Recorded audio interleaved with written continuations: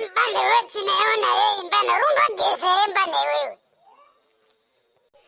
Chando 27 verse 1 inoti uyo asharisa mvura afanana neageza saka atsunya arwa mudhara. Mbana unorwara mbana ufamba ndinowa chibhogo mbana ndaune ufende gugu mbana wewe bana unogeza.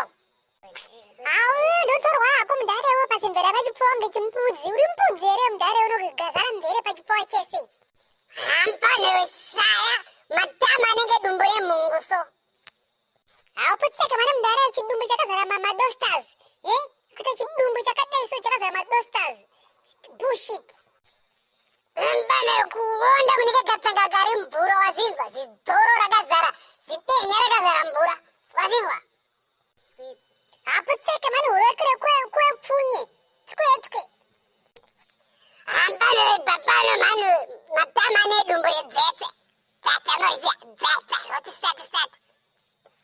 Haha, urekure kwepfunye tswe mudhara wadakurwa pasi tswe. Kambana kanopenga kanongopesa nzakumbo ungati mosquito. Pana kuita kamosquito kudaro. Cha.